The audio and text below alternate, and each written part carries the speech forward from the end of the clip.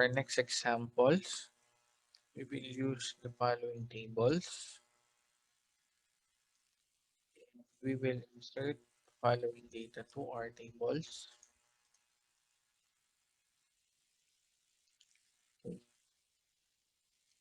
Our first example will be the use of the order by clause. So the order by clause is usually placed either after the select statement or if you are using a where clause after the where clause. The order by clause is followed by the column that you want to order your table result. Okay. And it could also have the value of ASC or ascending or DESC or descending. If you will not place any parameter, the default will be in ascending order. So when using the order by clause, you can use it to sort one or two or three or multiple columns, but it will follow the ordering based on the column that you have first declared. So for example, in this example, we will sort by last name. If in the event they have the same last name, it will be sorted by the first name followed by the middle name. So upon executing our example, okay, this is our first result, ordering by first name. Notice they are arranged in ascending order. The second one is ordered by first name, arranged in descending order. Then our last result is based on the last name, followed by the first name, followed by the middle name. So that is how you would use the order by clause. We also have the distinct clause. Now, the distinct clause basically returns all the unique values found in your table. Usually, it is used together with a particular column or group of columns. If you will use two or more columns, the result will be concatenated in order for it to return a unique column. Let's say, for example,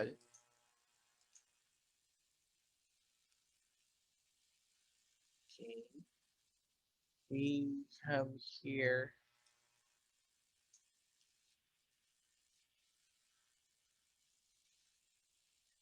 I will place same value for our first name. When we try to use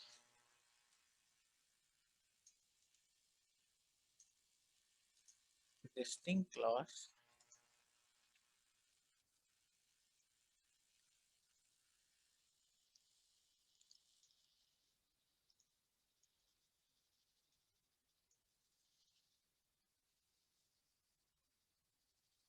okay, notice that the column with the same value is not repeated. It is only returned once. However, if you use more than one column under distinct, it will concatenate the values based on the columns that you have selected. So in this instance, I included last name. So it will concatenate the value of first name together with the last name in order for it to output a unique value. So notice that although first name Roberta is repeated because we have a different last name, it, this is considered as a unique value. because Roberta, comma, and Roberta Kelvin is different from each other. That is how you would use this thing. Next are the aggregate function. We have the aggregate count, which counts the number of occurrences, a particular value, and then minimum and max or min max, which displays the minimum and maximum value of a column. We have sum, which adds up all the values of particular column, and AVG, which stands for average, which gets all the average value of a column. Take note, sum and AVG can only be used for numeric columns, could not be used for character, string columns, whereas count, min, and max can be used for character, date, or numeric columns. So let us try to execute our samples.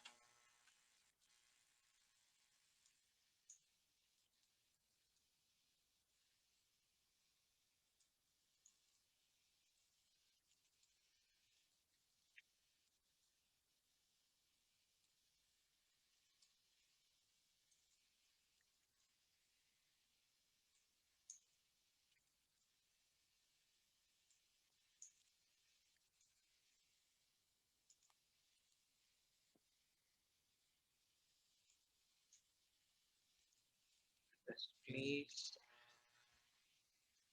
table alias. And that will check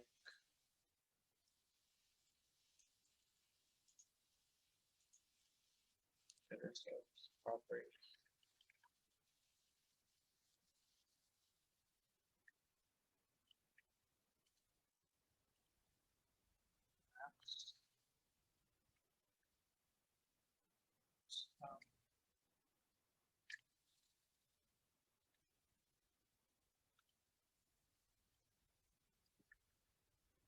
Average.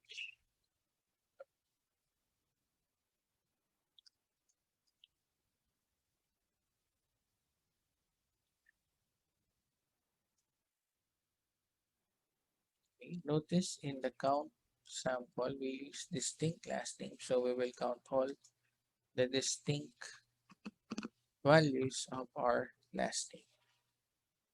And for the all the other functions, we use price and sales. So triple product, triple product.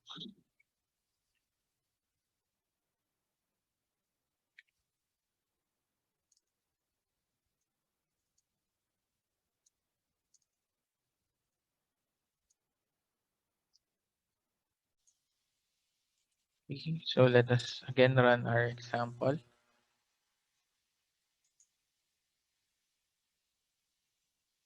So upon running our example, our count is 6, minimum value is 50, max is 110, sum is 6,000, and average is 1,500.